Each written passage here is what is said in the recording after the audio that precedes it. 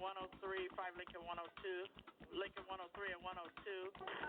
Responding to 401 parking structure, section 1 boy. Henry 8, Henry 9. Respond to gate 437, Bravo, for your dignitary detail.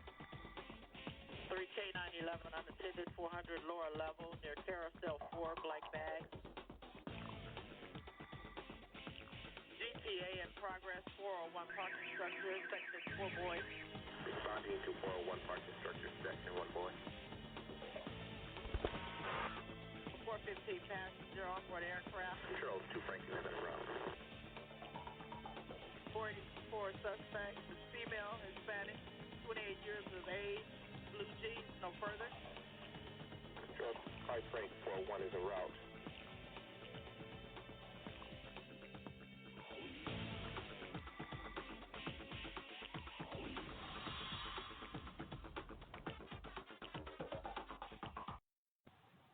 Hello, everyone, and welcome to this edition of the Private Officer Beat Radio. Another Monday morning. Yeah, I know. I'm your host, Rick McCann, founder and CEO of Private Officer International, a private security and law enforcement organization, as well as Armor College, a vocational and public safety school, and a number of other business entities. Thank you all for being with me this morning. We, of course, have a lot to talk about, a lot of news, just overall, really a lot going on in our industry, in our country. Sometimes it's hard to wrap your head around. Again, good morning on this Monday morning, the 25th of January, 2021. We're going to be talking about all of that and much more. A recent press release about the number of security officers arrested, kind of a quick wrap-up of the security, the state of security, private security in 2020. And we're going to begin the three-part series today, right here. On the Private Officer Beat Radio, we'll be talking about the 4 areas of an individual's welfare.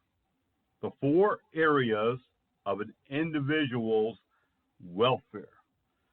And this is even more important for those working in public safety and law enforcement and private security, and anyone who really is a first responder, because of what we see, what we do, the environment that we live in every day.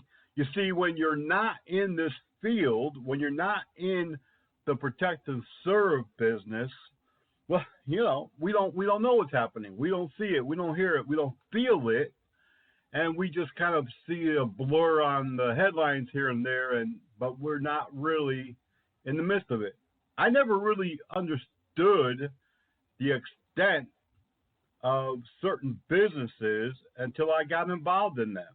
And still today, it's like, wow, they do all of that and they get paid just this little amount. So it's very important that we stay in tune with our welfare. There are 4 different areas that make up the welfare, the well-being of an individual. And all of them are equally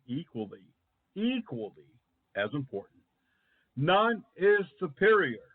And although I'm not a medical doctor, I've been a paramedic, a first responder in the field, and a mental health practitioner since the 70s. I have a few cases that I could actually bring up and use as examples, including myself. If we let any part of those 4 areas of our welfare, our individual welfare, down, if we don't take care of them, then things begin breaking down. So we're going to have this 3-part series today, beginning today. We'll talk more about that coming up soon. We'll also give you a little bit more information on this episode of the new Command Staff College for Private Security and Law Enforcement. And this is a very unique opportunity. This is not something done anywhere before. It has been available to command staff, meaning commanders and police chiefs and deputy assistant police chiefs, but not for the private sector. We have been able to partner up, and we'll be telling you more about that and how it's going to operate and how you can be enrolled. This is a very intensive and extensive program, and it's not going to be something you just sign on and do a little certificate and you're done in 20 minutes. No, this is a long program. What we have found is whenever we do an extended program that's 20 weeks or more, many people don't last. They are very enthusiastic, engaged, excited, maybe for the first 6 to 10 weeks. When we're about halfway through or less, they begin dropping off like flies. We're also busy. We got a lot going on. We got work. We got family. We may have a secondary job, so on and so forth. And I understand completely being a multi-business owner, an entrepreneur, a law enforcement officer, EMS and fire service, and many other hats that I wear. I do understand that. But we have to be committed. And with this new command staff college, it's going to be a commitment. It's going to be inexpensive, substantially reduced thanks to a number of components involved and partners, and we will be telling you more about that coming up. Also, in today's episode, of course, we've got a lot of breaking news. We certainly do, and we're going to get to that just like always. And just a whole lot going on. Before I go over to our first break, let me just tell you that if you're listening today by maybe you've downloaded the app, maybe you're on the iHeartRadio network, maybe you're on one of your favorite download sites where you get your music and podcasts like iTunes, Rhapsody, or others. Maybe you're listening here on Blog Talk Radio. You could always download our episodes, all of them, from the very beginning. We have them cataloged, we have them streaming, we have them available for you right here on our radio platform, on our website, as well as, like I said, all of those convenient apps where you download your favorite music or podcasts, including the iHeartRadio network.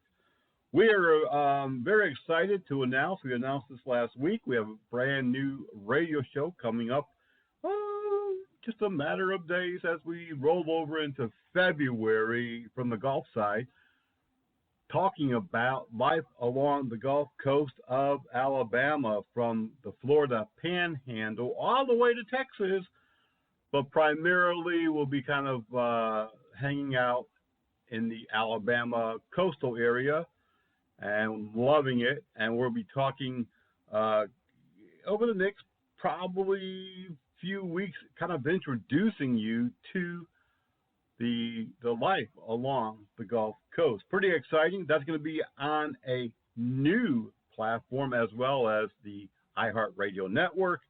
For more information, just send us an email at the helpdesk@privateofficer.com. Remember, if you're looking for body armor, protective clothing, splash-resistant vests, gloves, be sure to contact our friend Ben over at Body Armor USA. We've got what it takes to protect you. There's no doubt about that.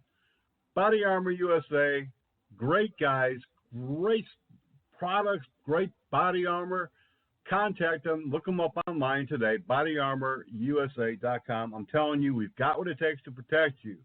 And let me tell you this, if you're a business and you're looking to your advertising dollars, but reach your target market, reach the people that you want to engage, sell to, market to, you've come to the right place. Private Officer International, a 17-year-old company, been around for a long time. We have a huge following on social media, our radio shows, our platforms, websites, and membership.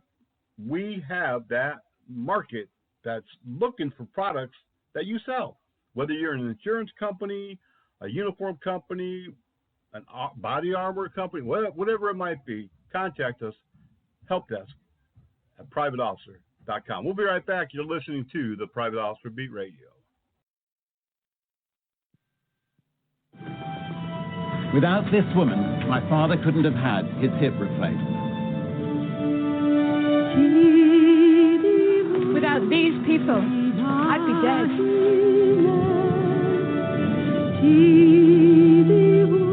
This man helped my son through leukemia. Do something amazing. Give blood.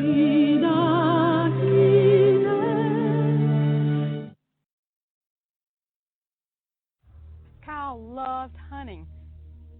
He was in a tree stand and a support broke.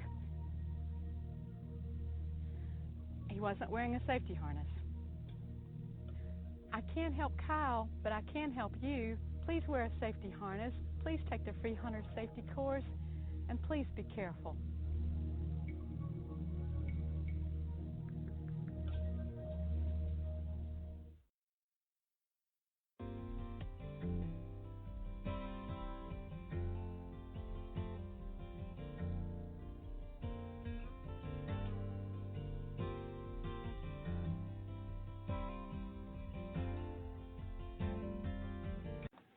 Welcome back to the Private Officer Beat Radio on this Monday, January 25th of 2021.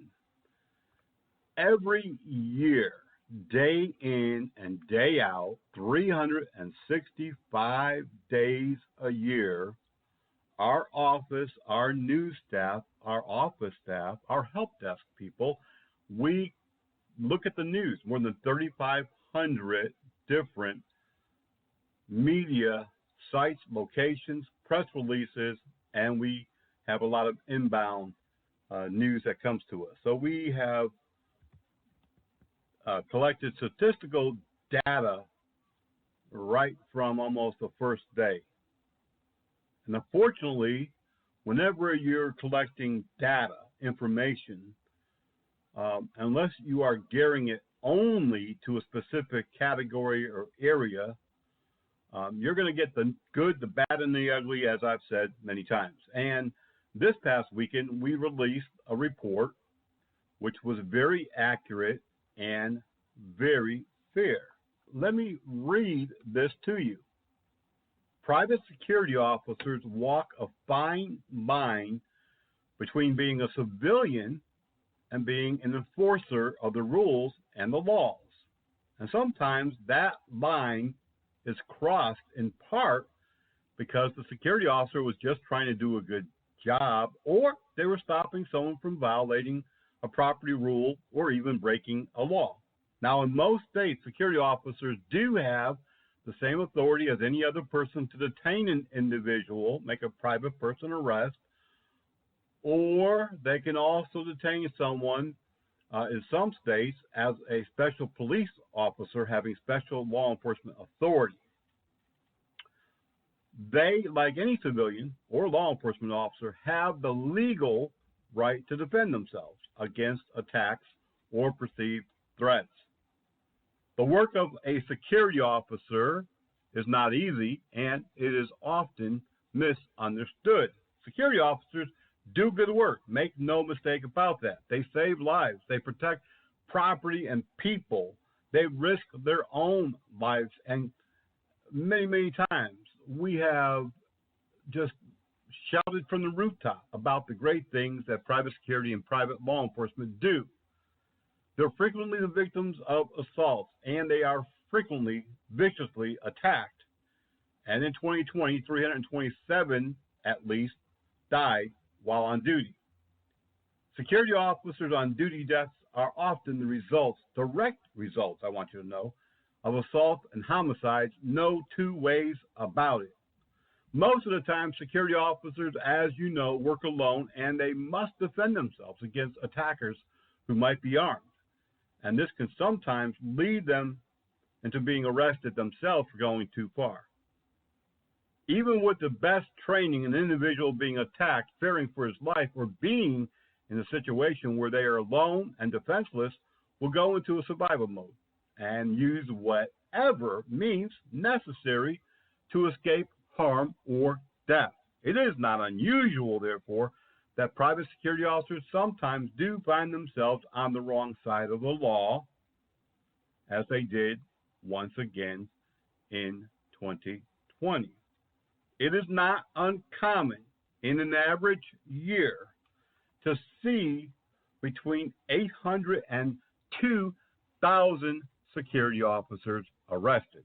800 to 2,000 security officers annually are arrested for a variety of charges, from high felonies to low misdemeanors. Now, when you're considering that security officers number around 1.5 million nationwide just here in the U.S., well, that's not even 10%. That's not even 2%. So it is very low percentage, although it sounds high. Well, this past year, 2020, was one where security officers were not as active as in a normal year. There wasn't as many businesses using private security services, and so there were less security officers arrested, yet there were security officers arrested. 443 security officers were arrested. Now, we've taken a lot of heat on this report that was released over the weekend, but we will never sweep things under the rug. We will never try to hide or cover up the facts. That's not what we do. Now, I'm going to be the first person to praise the work that private security and private police do. But when there's problems, when there's issues, wrongdoings, I'll never cover them up. I'll never try to hide them. And I'll never, ever make excuses. We've got to be transparent. Look at what's happening in our world, our country today. It's all about honesty, transparency, and understanding. A lot of times people don't understand why the police did what they did, why security did what they did, until you kind of show them. And sometimes that, solves the problem, sometimes not. We're willing to correct the wrong, and we've got to be willing to help those who have made mistakes, whether that be through education and training, revamping our company's policies or practices, or maybe even discharging the employee. Whatever it takes, whatever steps is necessary, that's what we have to do in today's world. Now, a few states have begun reducing, not increasing, reducing regulatory training requirements for private security, while others, a few, have increased the requirements. But it is on us, to make sure that they have what they need to do the job and to be safe. It's us who are responsible, the employer. Let's get that straight. Yes, the individual is responsible for their own actions. I truly believe that, preach it since I was a teenager. But on the other hand, it's up to us to make sure that they know what they can do, to make sure that they know how to get help if they need help, to make sure they know what the rules and laws are. And it's all about working as a team to make sure that things are done properly and within the law. I know people are upset every time we release a similar report. It happens. But like I said, 443 compared to 1.5 million employed in private security, including loss prevention, proprietary and non-licensed. I think that's a small percentage. I'm not justifying it by any means. I'm not saying that don't worry about it. No, definitely not. But I think that most companies, even the big ones, are doing their best. They're trying to have a good product, a good service. And although everyone makes mistakes, including these companies, overall, like I said, private security, they do a great job every day. And there are companies out there, and I've named some of them in the past, that do even a better job at it. You know, it's an industry that's changing, and unfortunately, business owners and large security providers still think that they're a staffing company, and they're not rolling with the times, not changing with the times. In the state of private security, just a quick overview of 2020, really the news in a nutshell. We're going to come out with a more comprehensive report later in the first quarter of 2021. But 327 security officers died, 40 were victims of homicide. More than 1,000 security officers received recognition through awards and their companies, POI, TSA, and others. More than 452 security officers. We kind of need to revise this because it's been over 611 security officers received the COVID-19 Frontline Award presented by Private Officer International. There was that 443 security officers arrested. Like I said, it is a small number comparatively, but we still need to work on those situations. Case in point, and I hate to add salt to a wound, but coming out of L.A. over the weekend also, a former Transportation Security Administration agent, TSA, agent who was accused of tricking a traveler into showing her breast as she went through a security checkpoint at LAX, pleaded no contest on this past Friday to false imprisonment. False imprisonment is a form of kidnapping. It means that they forcefully cause that person to remain even though they had a right to leave. Jonathan Lamelli entered the felony count, and this is a very disturbing sentence. He was sentenced to 60 days on a felony in county jail, 52 classes addressing sexual compulsion, and 2 years of probation, the California Attorney General's office announced Friday. He has also been barred from ever working as a security officer in California. He was charged with fraud or deceit to falsely imprison the woman back in June of 2019. This is a despicable sentence. If you're married, if you have daughters, your mother, your aunts, grandmothers, female friends, to have someone to use their authority, their position, to imprison another person for their own sexual gratification or for any reason unlawfully at all, and be charged with such a high felony that could have given him 5 to 10 in prison, federal prison, because he was a federal employee. This is despicable, disgusting, and it's outrageous, to be honest with you. And anyone in security, law enforcement, public safety, or just the general public should be outraged at this lack of punishment on this person. The woman told investigators that the TSA agent told her he had to look inside her bra to ensure she wasn't hiding anything. He then had her hold her pants away from her waist to check inside. He then said he would take her to a private room for further security screening, but when they were alone on the elevator, the security agent told the woman he could perform the screening right there and ordered her to lift her shirt and show her breasts, then look down her pants extensively. Lamelli then told the woman she was free to go and added that she had nice breasts, police said. It's disgusting. And these are the situations that we should all be outraged over.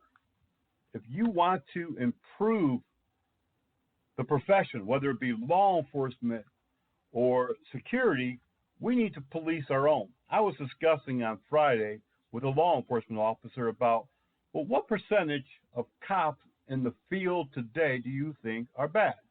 Looking back and years gone by, things were done differently. It was commonplace that police used force to show somebody that they were in charge and that they were the boss. And we had this discussion for probably 20, 30 minutes. And sadly, we both kind of came to the conclusion that probably 12 to 20% of current law enforcement don't abide by the law, are using excessive force, breaking the law themselves.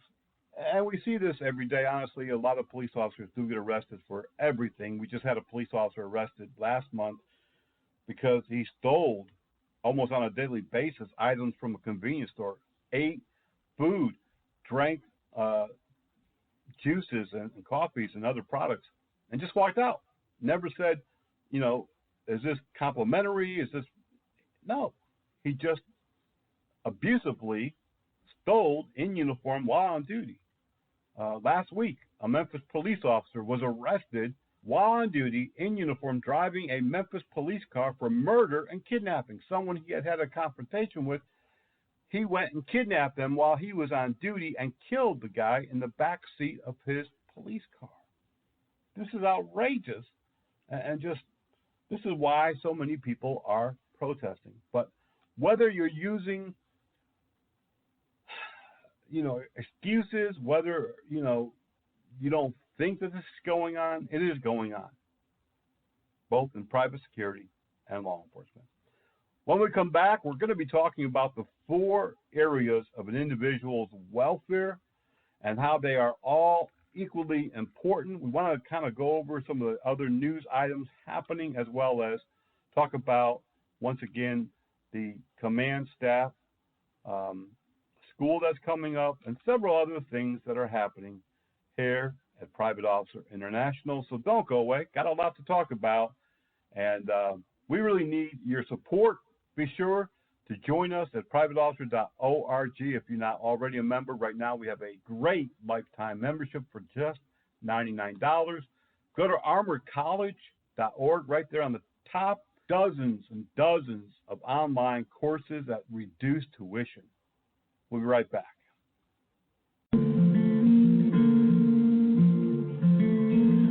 Hey everyone, you're listening to the voice of the Frontline Protector right here on the Private Officer Radio Network. Now don't go away, because we are coming right back when we've got a whole lot more right here on the Private Officer Beat Radio.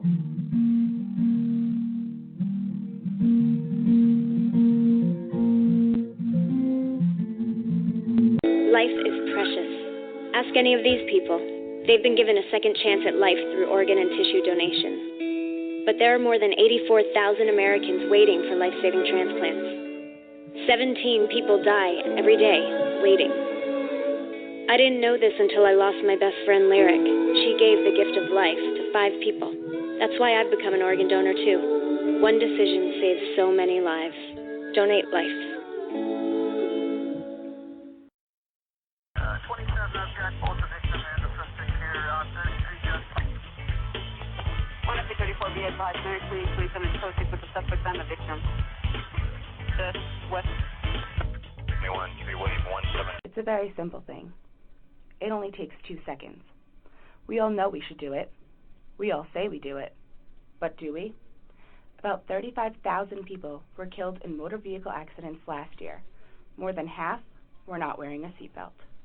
A brother, a father, a mother, a best friend. Is it worth it? I lost a sister. Don't let it happen to you and your family. Tell the people you love to buckle up. The Command Staff College. This is something that has been offered through law enforcement for their police chiefs, deputies, and assistant chiefs, commanders, FBI agents, and others in law enforcement in a command position for years. Has been available. Armor College Private Officer International has partnered with several other organizations, a command college, a law enforcement group, and several others. We're going to be bringing this to you next week, the first radio show of February. We're going to go into more details on February 1, and it's really something that we're very proud to be able to offer. This is a very intense, extended program. It's going to cover everything from training to supervision to just supervising frontline personnel, a whole gamut. It is going to be offered at a substantial low price, and there will be some scholarships offered for those who just cannot afford it. We're very proud of what we have accomplished over the years. We are committed to accomplishing much more.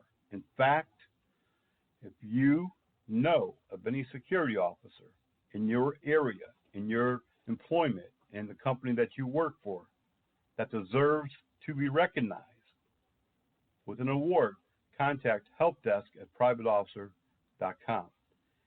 If you would like to present them a membership and they cannot afford it, again, please contact helpdesk@privateofficer.com with the specifics so that we can reach out and try to help them. We told you last week about a situation at a Kroger store in Richmond, Virginia. A Marine. Once a Marine, always a Marine. This security officer working at a Kroger's had to address an individual for the second time in 6 months who was not in compliance with the mask, face covering policy of the grocery store. There was video both times, earlier in the summer and this situation last week. I told you that this security officer, this Marine, was as calm, cool, collective as possible, de-escalated the situation beautifully. We even played you the audio, and we have reached out to his company. We're trying to contact him direct, but his company has given us the runaround. They're only available to be called at a specific time. This is another example of how when we want to reward someone for a job well done, when we want to honor somebody who's been injured or killed in a line of duty and we try to reach out to the company, they very infrequently respond, even though we tell them what the call is about, why we're trying to contact their employee. I've even been faced with times when we've talked to company representatives when we're trying to help the families of deceased security officers killed in the line of duty. And they're like, well, we'll reach out to the wife. We'll do this. They never do. And sometimes they say, well, thanks for calling, but we're not interested. It's like I'm selling, used car parts or windows. They're very unreceptive and many times non-receptive, and it's very frustrating when these situations happen. But we're going to continue reaching out to this company again throughout this week, and if we're able to get a hold of them, we will bring that to you next week on the next radio program. This week we are talking about the 4 areas of an individual's welfare. And they're not different, actually. They're all equally as important. None is superior. And that's kind of hard to believe, actually. When you are looking at the 4 areas, you would assume, hey, you know what? This one's more important than the other one. This is this is not as important. I don't think this is gonna be as important, but it is. The 4 areas that we're going to talk about over the next 3 weeks in this series includes mental welfare, physical welfare, spiritual welfare. Even if you may not believe, you're not a believer in any certain religion, there's another aspect to being spiritual beyond that. And the fourth one is financial. If you do not have good mental welfare, good physical welfare, good spiritual welfare, good financial welfare, if all of those things don't come together, doctors and psychologists and social workers and those in the mental health field, financial services, they all agree to one thing. All of those components are part of the inner makings of who we are, and they all connect. So we're going to do a series, and we're going to talk about each one of those areas of your welfare, starting today with mental welfare. I'm not saying that's the most important, because they're all equal, none superior.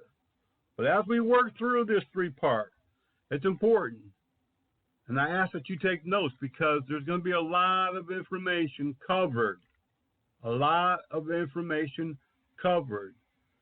And really, the whole reason why we're doing this is because a lot of people let certain parts of themselves decay away. They don't really understand the importance of physical well-being.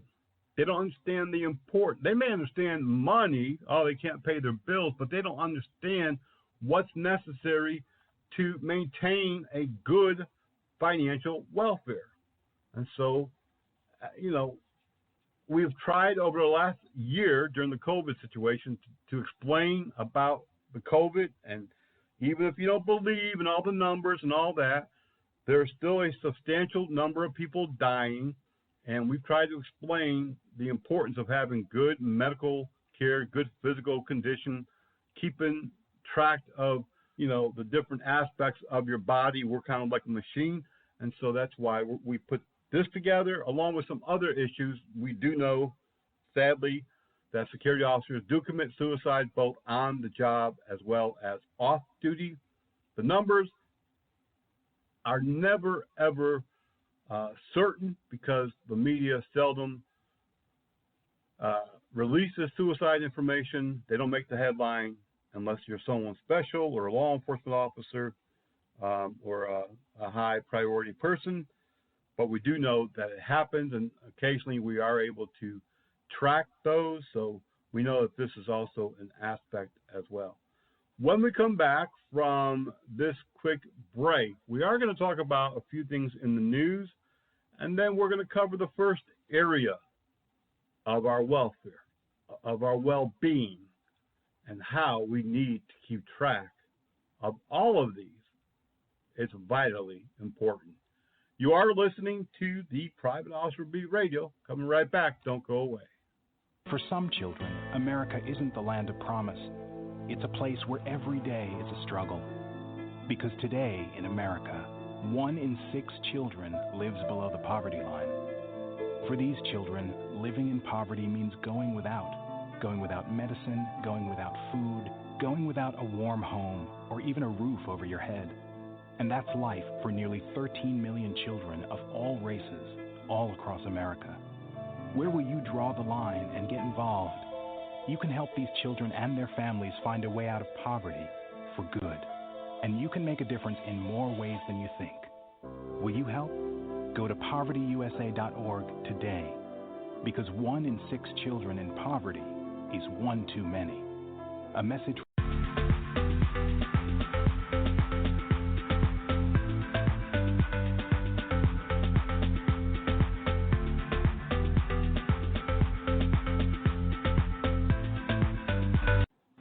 In the news this week, in Chicago, Illinois, a private security company has stepped forward willing to provide private security at gasoline stations during prime target hours when they've been having problems of carjackings. Last year, the city of Chicago saw 1,427 carjackings in the city. I personally have not heard of this high number of carjackings since the 90s and early 2000s. As of today, for January, 149 carjackings in the city of Chicago already has occurred. William Cates, he's the CEO of Cates Detective and Security Agency, said that beginning this past weekend and going for 30 days, he's going to put between 25 and 30 security officers out at various gas stations, mostly on the south side where they've seen these carjackings increase. He's calling it Operation Safe Pump, along with law enforcement, security vehicles with lights flashing during the prime time for the next 30 days, but he said he would be willing to extend that time if necessary. He has partnered with Alderman Stephanie Coleman of the 16th District, but Cates, the owner of the security company, said he alone will be paying for the service. Now, that is true community involvement. That is above and beyond, folks, above and beyond for any business owner. If more security companies would invest in their community and step up and do something similar, it would be amazing. Amazing. In the conversation 2 weeks ago I had with several people in business, this very thing was discussed. Why can't we be problem solvers? Yeah, but I volunteer at the Boys Club. I do this, I do that. That's great. That is fantastic.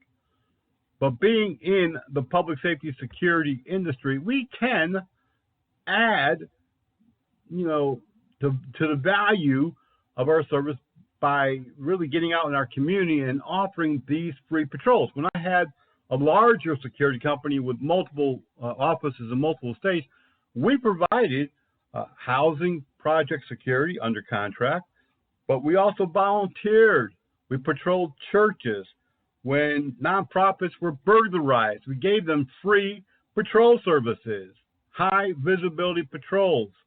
We had armed stationary security officers when places were broken into.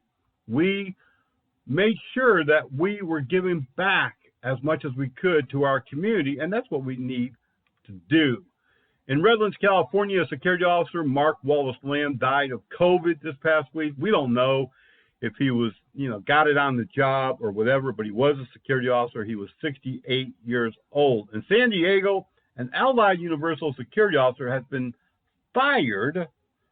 He was stationed or positioned or assigned to the San Diego Metropolitan Transit System, and he was fired over social media posts and videos that appeared to reference the January 6th riots at the U.S.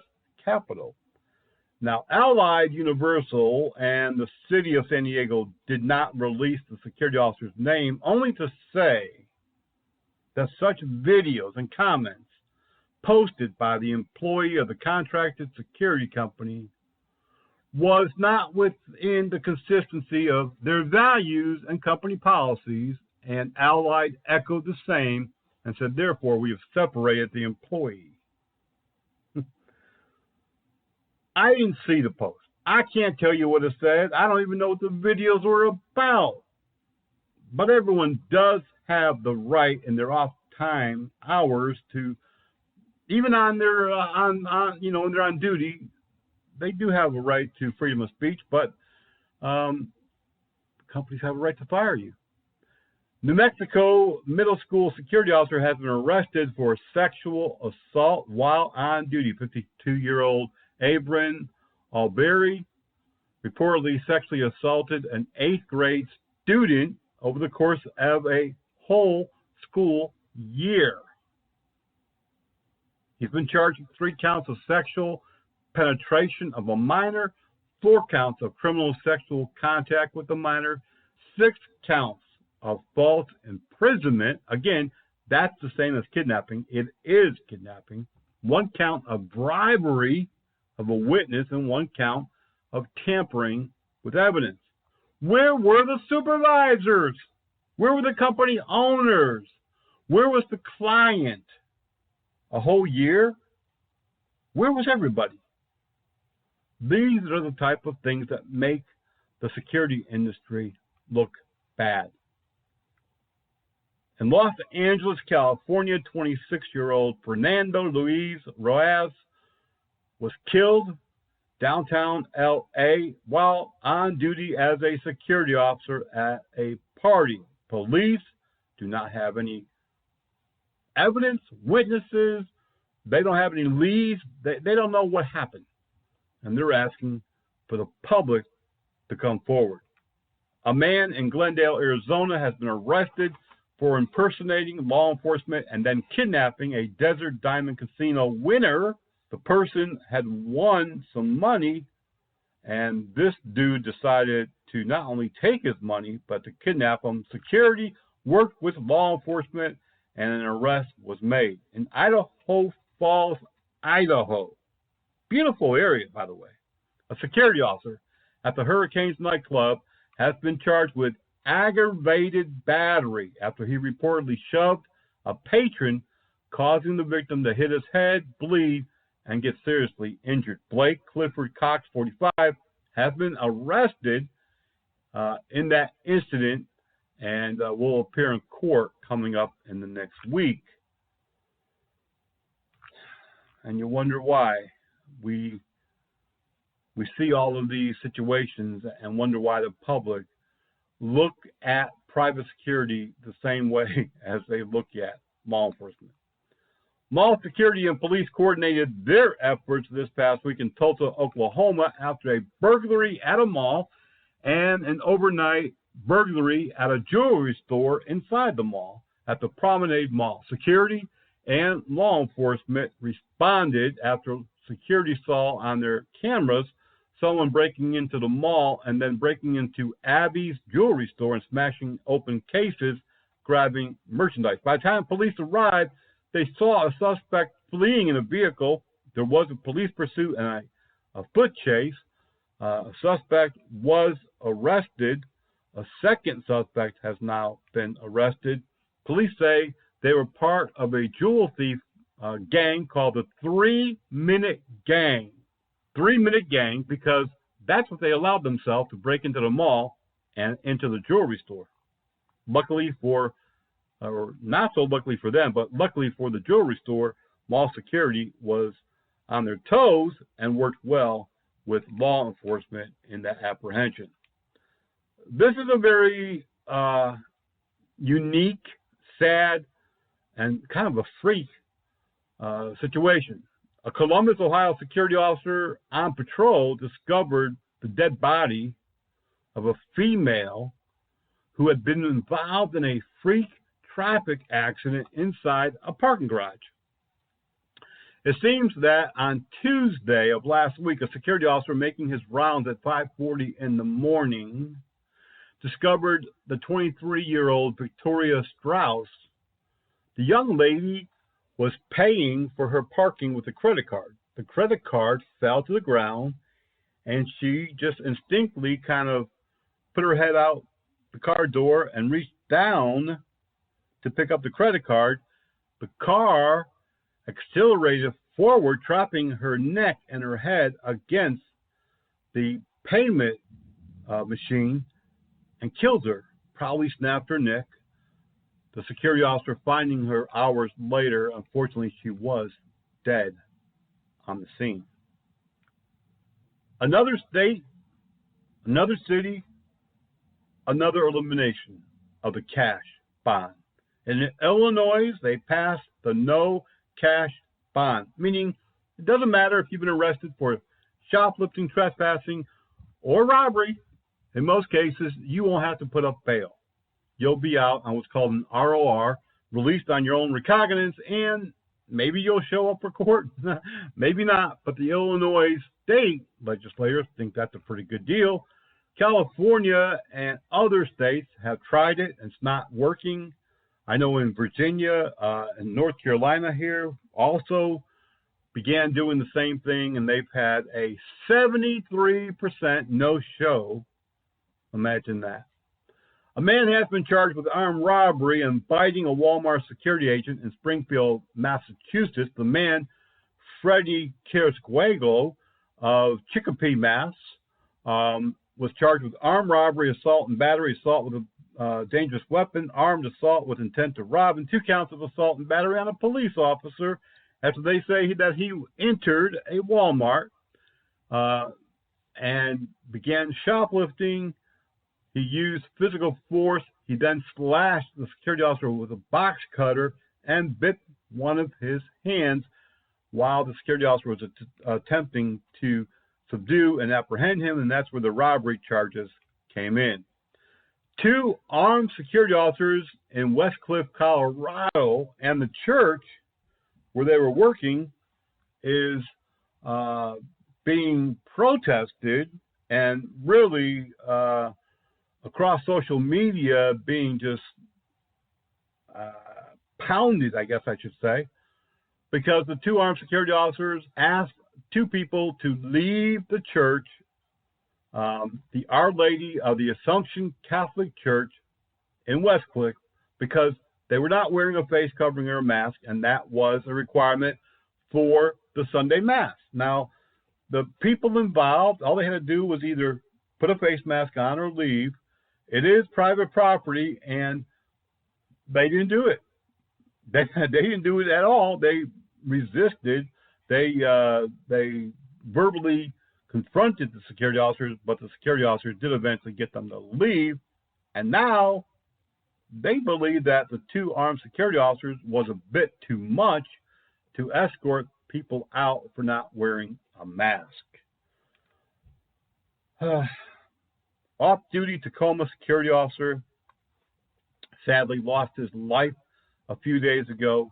We actually had recognized Tracy Baker, a security officer in the Seattle-Tacoma area, just a few months ago for getting involved in a sexual assault that was in progress.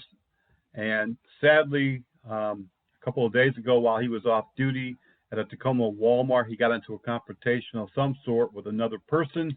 They took the fight outside, and that person produced a knife and stabbed Tracy Baker multiple times. Jonathan Miller has been taken into custody.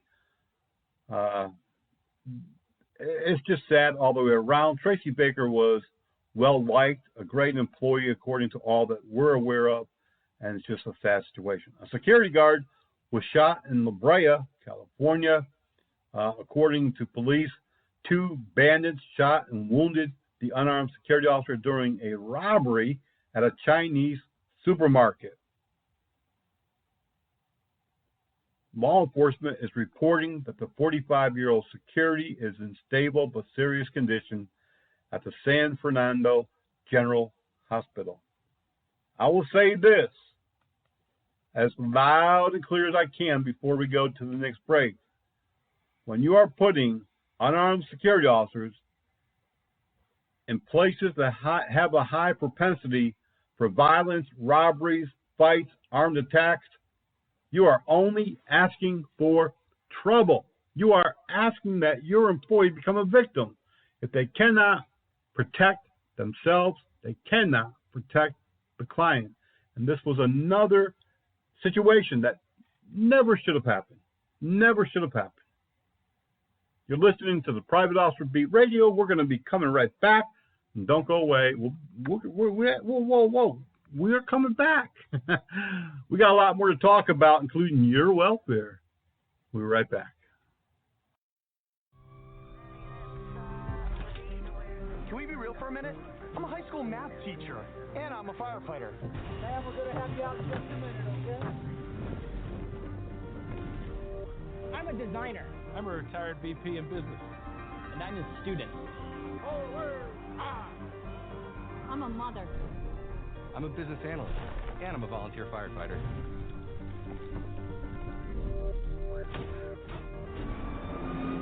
You thought we just fought fire? Firefighters get trained to do so many things.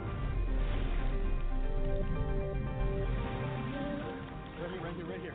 Be sharp, be sharp. What we do is serious business.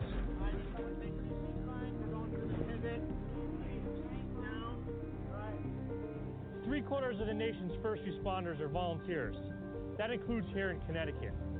And lately, it's been harder than ever, with fewer citizens volunteering. From teenage cadets like me to seasoned veterans like me. So what are you waiting for? You ready to make a difference? Ready to join our team? Your community needs you. We need you. Visit everydayherocT.org or stop by your local firehouse today and take the first step of joining your fire department.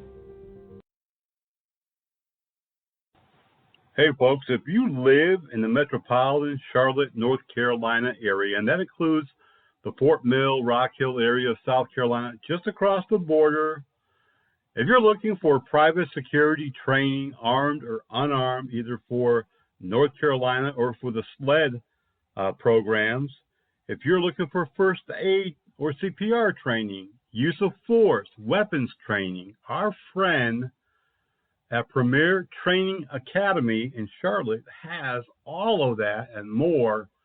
And all that you have to do is contact John over there and tell him that Private Officer International sent you over. Now, Premier Training Academy, they've been around for quite a while. They have some great training going on. Contact John at Premier Training Academy. I told you that we are going to be talking over the next few weeks about the four components of an individual's welfare and how they're all equally as important. None is more superior than the other. Even though you might think that one is, it really isn't. Our body, our being is just like any other machine, automobile, robot, anything that's got all these moving, working parts. They all have to move and work together.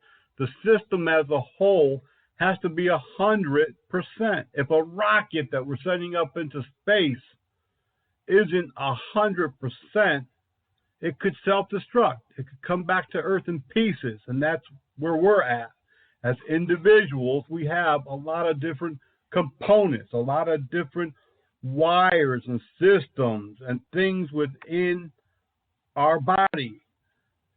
And sometimes we just don't think about it. We really don't. But our system, all of them, have to be working collectively, or there's going to be issues. This week I want to talk about something that is very close, and we don't really want to acknowledge the mental component. There are 11 major organ systems in the human body, and they all have to work together. Respiratory, urinary, reproductive, skeletal, muscular, nervous, cardiovascular, and others. And they all have to work as a team. These four areas that make up an individual's welfare work the same way as a team. Everybody's got to be all connected. Everything is all interconnected. I have been on the front line for a long time, 40 plus years. Started in EMS as an EMT when I was 19. Been a paramedic, a firefighter, a law enforcement officer, security, just about every aspect of public safety. One of my first calls was a suicide. Right behind that, a cashier at a liquor store was robbed and killed, shot in the head. When you start seeing these things over and over again, It affects you. Even the strongest willed, even the strongest mentally prepared person, even someone in the military, it affects you. We carry it with us. Oh, guys say, it doesn't bother me. Life and death. We all got to go sometime. But it does. It does affect you. Sometimes when you least expect it. Wake up in the middle of the night. What are you thinking about? Something that happened 12 years ago. Our mind is a cabinet, a storage cabinet. It's a video camera. It records everything and then puts it away. Sometimes until we need it. Other times when we don't need it, but it pops up anyways. As private security officers, we see a lot of things. I just told you about the woman that was dead in her vehicle. Her neck probably broken when she got it trapped between the car door and a parking garage payment machine. And it was a security officer that found that person. It is not easy to put that away. Private security officers see many of the same things that first responders do. They see murders. They see car accidents. They see suicides. They see, all sorts of things. They have to defend themselves, arm themselves, respond to all sorts of things in the field. We have stress. Many security officers do suffer from post-traumatic stress, and yet it's not diagnosed, or if it is, it's not dealt with, it's not handled, it's not managed. But security officers' mental welfare, many of them is more damaged than those who work in law enforcement or other first responders, because unlike a police department or a fire department or an EMS system, they have a method of dealing with it internally. They have all sorts of doctors, psychologists, sociologists, social workers if you need them. Private security? We don't have anything. And if we do tell our boss, we're out of a job. They don't have any, very few. I know some of the larger security companies have an employee welfare line, help desk. You can call into this company that they contract with and you can talk to somebody. That's a good step, but it doesn't really resolve or provide the amount of attention necessary. Security officers really do deal with stress, emotions, PTSD. Like any other employee, law enforcement, frontline personnel, we have to balance home life with our work life. Now, some security officers still do sit at a desk in an office and they don't see all that. But many, more than ever, are in the field. They're working at high crime areas, apartment complexes, nightclubs, banks, mobile patrol responding to alarm activations, disorderly conduct incidents, crimes in progress.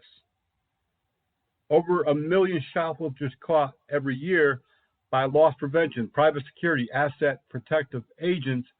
They're making an arrest every time. And every time they confront that shoplifter, they're putting their life on the line because they don't know who they're going to face. They don't know if that person's going to resist. They don't know what's going to happen.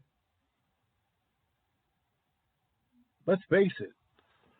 Some of our employees that we hire already have some mental health issues. We just don't know it. Some have underlying conditions. We just don't know it, are not aware of it.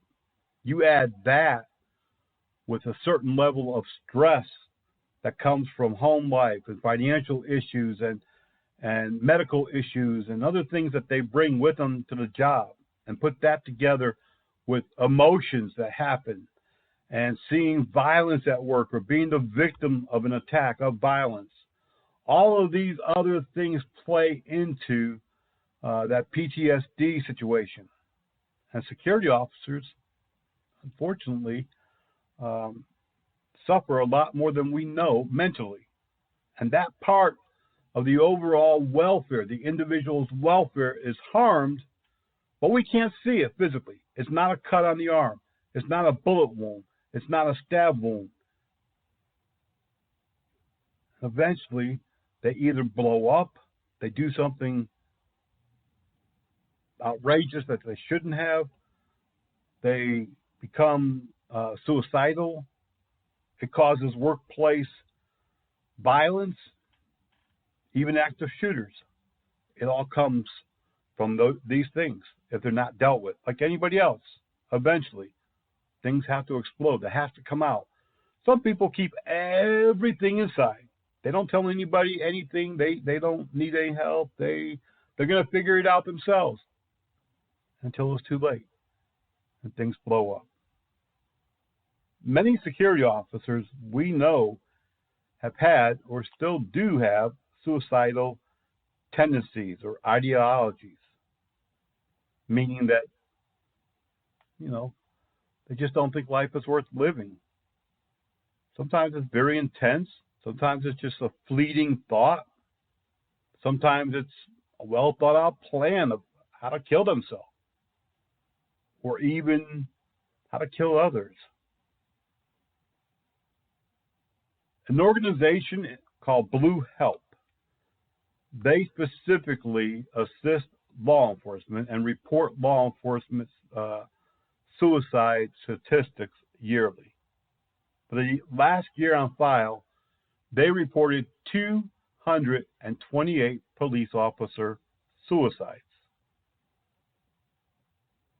Alcoholism, drug addiction by law enforcement and security and other frontline professionals, a lot of that is based off from all of what I just said, all the things that they see, all the things they hear, all the things that they have to face, and then they have family issues, work and life issues.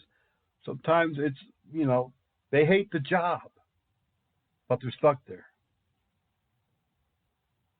The report from Blue Help said there were 228